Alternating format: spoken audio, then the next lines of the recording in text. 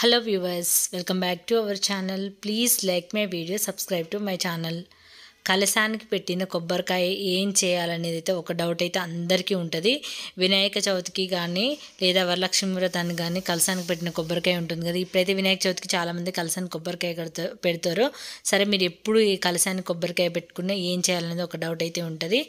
ఇక్కడ ఒక ఎర్రని క్లాత్లో కొంచెం గంధము బొట్టు పెట్టిన తర్వాత అందులో మనం కలశానికి పెట్టిన కొబ్బరికాయని ఈ ఎర్రని క్లాత్లో 3 ముళ్ళు వేసుకొని ఈ మెయిన్ ఎంట్రన్స్ గుమ్మానికి కట్టారంటే నిజంగా చాలా చాలా మంచిది.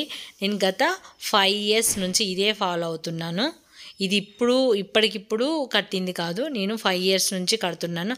అది కూడా మీకు చూపిస్తాను, పాతది కూడా ఎలా ఉందనేది. ఇలా ఎర్రని క్లాత్ తీసుకొని ఇట్లా ఒక సైడ్ మాత్రమే 3 ముళ్ళు, వీడియోలో చూపించిన విధంగానే 3 ముళ్ళు వేసుకొని ఒక సైడ్ వదిలేయండి, ఎందుకంటే అది కట్టుకోవడానికి ఉండాలి కదా. ఫస్ట్ అయితే ఒకసారి అటు వేసాం కదా, ఇప్పుడు ఈ మిడిల్లో దాంతో ఇక్కడ ముళ్ళు వేసుకొని అటు సైడ్ ఇటు సైడ్ వదిలేసేసి ఇంకా అది మెయిన్ గుమ్మం దగ్గర కట్టారంటే చాలా మన ఇంటికి గుమ్మడికాయ ఏ విధంగా పనిచేస్తుందో అదే విధంగా ఈ కొబ్బరికాయ కూడా చాలా బాగా పనిచేస్తుంది. ఇది వచ్చేసి 1 yearకి ఒకసారి చేంజ్ చేసుకోవాలి. మనం 1 yearకి ఒకసారి ఏదైనా వ్రతం చేసుకున్న, వరలక్ష్మి వ్రతం కానీ వినాయక చవితి కానీ చేసుకున్నప్పుడు కలశానికి కొబ్బరికాయ పెడతాం కదా, ఆ కొబ్బరికాయని తీసుకొచ్చి ఇలా ఎర్రని క్లాత్లో కట్టుకొని మెయిన్ గుమ్మానికి కట్టి ఇయర్లీ వన్స్ మార్చుకోవచ్చు. దీని ప్రభావితం అయితే చాలా బాగుంటుంది. మీకు మెయిన్గా సరే మీకు బాల్కనీ నుండి మెయిన్ అంటే ఎక్కువ చూపు పడుతుంది అనుకుంటారా, ఎక్కువ ఎటైతే కనపడుతుందో మన గుమ్మడికాయ ఏ విధంగా కడతామో అదే విధంగా కట్టేసేయండి. ఎటువంటి నరదిష్టి కానీ ఎర్రని క్లాత్లో పెట్టడం వల్ల ఇంటికైతే చాలా మంచి జరుగుతుంది. అన్ని రకాలుగా బాగా పనిచేస్తుంది. నేను స్టార్టింగ్లో అడిగాను ఒకసారి పంతులు గారిని, కొబ్బరికాయ ఏం చేస్తే బాగుంటుంది, ఒక్కొక్కరు ఒక్కొక్క విధంగా చెప్తున్నారు అంటే ఇట్లా మీరు సింహద్వారానికి ఎర్రని క్లాత్లో కట్టి పెట్టండి అని చెప్పారు. అప్పటి నుంచి నేను ఇదే ఫాలో అవుతున్నాను. ఇప్పుడు నాకు అసలు నేను ఎప్పటి నుంచో షేర్ చేద్దాం అనుకుంటున్నాను, స్కిప్ అయిపోతుంది. ఇంక ఈసారి మాత్రం మీకోసం అయితే ఇది షేర్ చేస్తున్నాను. నేను ఏది పాటించితే అదే మీకు షేర్ చేస్తాను. ఇది ఇప్పుడు కాదు, నేను 5 years నుంచి నేను ఇది పాటిస్తున్నాను కాబట్టి అసలు నేను చాలా అనుకుంటున్నాను ఇది చెప్దామని, కాకపోతే కట్టినప్పుడు చూపిస్తేనే బాగుంటుందని ఇన్ని రోజులు వెయిట్ చేశాను. నేను పాతది కూడా చూపిస్తాను, ఎలా కట్టాను మళ్ళీ ఎలా తీసాను అనేది, అదేం చేస్తాననేది కూడా చెప్తాను. ఇలా అయితే 3 ముళ్ళు వేసుకొని గట్టిగా ఊడిపోకుండా కట్టేసుకోవాలి. ఎప్పుడు మన డోర్కి తగలకుండా, మాకు ఇక్కడ మెస్ డోర్ ఉంటుంది కదా, తగలకుండా ఒక సైడ్కి అని పెట్టుకున్నాను. మీకు మెస్ డోర్ లేకపోతే మిడిల్లోకి పెట్టుకోండి. మన చూపులు, వేరే వాళ్ళ చూపులు దీని మీద పడే విధంగానే ఉండాలి. అందరికీ కనపడే విధంగానే ఉంటే వాళ్ళ చూపులు అనేది మన ఇంటి పైన కాకుండా దీనిపైన పడుతూ ఉంటాయి. ఇలా కట్టేసుకోండి. చాలామంది కలబంద ఇట్లా పలుకు రాళ్ళు అవి కూడా కడుతూ ఉంటారు. అదేమో మెయిన్ గుమ్మం అంటే గేట్ దగ్గర కట్టాలి. మాకు ఇదేంటంటే ఇటు సైడు ఎక్కువ జనాలు ఇటు సైడే ఉంటారు కాబట్టి ఇటు సైడ్ కట్టాను మెయిన్ గుమ్మానికి. నిజంగా దీని ప్రభావితం అయితే నిజంగా చాలా బాగుంటుంది ఫ్రెండ్స్. నేను 4 years నుంచి కడుతున్నాను కాబట్టి నాకు అనిపిస్తుంది, మంచిగా అనిపిస్తుంది. అందుకే ప్రతిసారి ఎర్రని క్లాత్ తీసుకొచ్చి ఎర్రటి క్లాత్లోనే కట్టాలి ఎప్పుడైనా సరే. అది కూడా కొత్త క్లాత్ అయి ఉండాలి. ఇప్పుడు మనం ఇది వచ్చేసి 1 year అయిందని తీసి మొక్క మొదట్లో పెట్టాను. ఇది ఏదైనా పారే నదిలో కానీ చెరువులో కానీ అలా వేయాలి, ఎక్కడ పడితే అక్కడ వేయకూడదు. ఎందుకంటే ఇది అమ్మవారి కలశానికి పెట్టాం కాబట్టి. చాలామంది ఏమనుకుంటారంటే ఈ కొబ్బరికాయని చాలామంది మళ్ళీ వారానికి అమ్మవారి దగ్గర కొడుతూ ఉంటారు. నేనైతే పంతుల దగ్గర అడిగి తెలుసుకున్నాను, ఇలా కడితే చాలా మంచిదని చెప్పారు. అప్పటి నుంచి నేను ఇదే ఫాలో అవుతున్నాను. మీకు నచ్చితే తప్పకుండా ఫాలో అవ్వండి.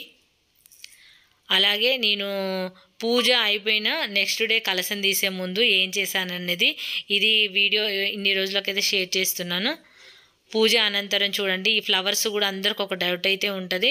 ఈ వరలక్ష్మి అమ్మవారికి వాడిన పువ్వులు, ఒత్తులు ఇవన్నీ ఏం చేయాలనేది. ఎక్కడ పడితే అక్కడ వేయకూడదు, డస్ట్బిన్లో అస్సలు వేయకూడదు. అమ్మవారికి వాడిన పువ్వులు ఏవైనా సరే మీకు మొక్కలు ఉంటే మొక్కలకు వేయండి, లేదంటే ఇట్లా పారే నదిలోనే చెరువుల్లోనే వేయాలి అంతే తప్ప ఏదైనా బావిలో కానీ వేయచ్చు. కానీ ఇంకా ఇప్పుడు మొక్కలు అయితే ఖచ్చితంగా అందరికీ ఉంటాయి, అందుకే మొక్క మొదట్లో వేయండి. నేను కలశాన్ని తీసే ముందు అమ్మవారికి దీపం పెట్టి పూజ చేసిన తర్వాత హారతి ఇచ్చిన తర్వాత కలశం అయితే తీస్తున్నాను. దానికి ముందన్నమాట ఇది అమ్మవారి. ఇది అసలు అయిపోయి కూడా చాలా రోజులు అవుతుంది కదా, ఇన్ని రోజులు షేర్ చేద్దాం అనుకున్నాను, కొంచెం బిజీ వల్ల చేయలేకపోయాను. ఇప్పుడైతే అమ్మవారిని చిన్నగా చీర కానీ నగలు కానీ అన్నీ తీసేసి మళ్ళీ ఇంకా ముందు రోజు కదుపుతాం కాబట్టి చిన్నగా తీసేసి అన్నీ తీసి ఇంకా ఒక ప్లేట్లో పెట్టేసుకొని ఏదైనా ఎవ్వరు తొక్కని ప్లేస్లో వేసుకోవాలి చిన్నగా తీసేసి. కానీ అమ్మవారిని తీస్తుంటే అస్సలు తీయాలనిపించలేదు, ఎంత చక్కగా ముద్దుగా అనిపించిందంటే. కానీ తప్పదు కదా, చాలామంది చేసుకోవాలనుకుంటే 2-3 రోజులు కూడా ఉంచుకుంటారు అలా. ఇలా తీసేసి ఇప్పుడు ఇదే కలశాన్ని నేను ఐరన్ క్లాత్లో పెట్టి కట్టింది. చాలామంది ఇప్పుడు వినాయక చవితికి కూడా చాలామంది కలశం అయితే పెడతారు. ఆ వినాయక చవితిది కానీ లేదంటే ఇప్పుడు వరలక్ష్మి అమ్మవారికి కానీ ఈ పెట్టిన కలశం మీద పెట్టిన కొబ్బరికాయ కానీ ఈ రెండిట్లో ఏదైనా సరే మన గుమ్మంలో ఎర్రని క్లాత్ వేసి కట్టితే చాలా మంచిది. ఇక్కడ మనం అమ్మవారికి పెట్టిన బియ్యం కూడా ప్రసాదం చేసుకొని మన ఇంట్లో వాళ్ళు తినాలి. ఇప్పుడు మన వినాయక చవితికి కూడా బియ్యం పోసి వినాయకుడిని పెడతాం కదా, అవి కూడా ప్రసాదం చేసుకొని తినాలి.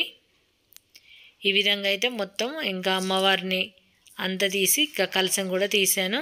ఆ కలశంలో ఉన్న వాటర్ కూడా మొక్కలకు వేయాలి. ఆ కలశంలో పెట్టిన మామిడాకు కానీ ఇవన్నీ కూడా నాకైతే మొక్కలు ఉన్నాయి కాబట్టి నేను ప్రతిదీ మొక్కలకే వేస్తాను.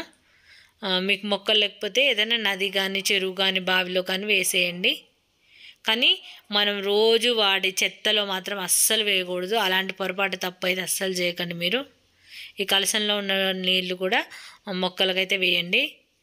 ఈ బియ్యాన్ని అయితే ప్రసాదం చేసుకొని మన ఇంట్లో వాళ్ళు తినాలి, ఏదన్నా స్వీటు చేసేసుకొని. ఇలా ఇవి వాడిన ఇప్పుడు ఆ పసుపు గౌరమ్మని పెడతాం కదా, ఇది కూడా మొక్కల్లో వేయచ్చు. లేదంటే చాలామంది నాకు కొంతమంది పెద్దలు చెప్పింది ఏంటంటే అది మన స్నానం చేసినప్పుడైతే పసుపు మొహానికి రాసుకోవచ్చు అని చెప్పారు. కానీ నాకు తెలిసిన వాళ్ళైతే చెప్పారు, కొంతమంది పెద్దవాళ్ళు చెప్పిన మాట అది. ఇలా మొత్తం ఇంకా నెక్స్ట్ డే ఇట్లా మొత్తం కూడా ఇక పూజా రూమ్ అంతా మళ్ళీ పువ్వులు అవన్నీ పడుతూ ఉంటాయి కదా, అవంతా కూడా ఈ విధంగా శుభ్రం చేసుకుని ఆల్రెడీ దీపారాధన చేసాం కదా, జస్ట్ వాడిపోయిన వరకు తీసేయాలి. ఎప్పుడైనా సరే అమ్మవారి కలశాన్ని కానీ అమ్మవారిని తీయాలన్నా కూడా ఫస్ట్ తీసిన తర్వాత దీపారాధన అస్సలు చేయకూడదు.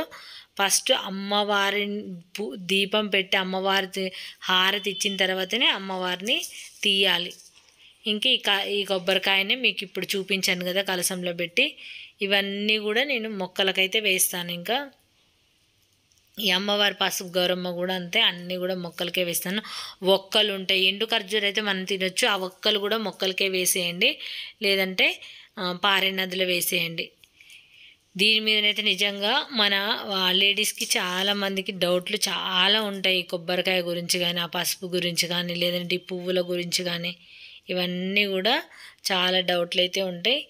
ఇంకా అన్నీ తీసాను కదా, ఇంకా అన్నీ కూడా ఎక్కడెక్కడ సర్దేసి అన్నీ తోమేసి ఆరబెట్టేయాలి.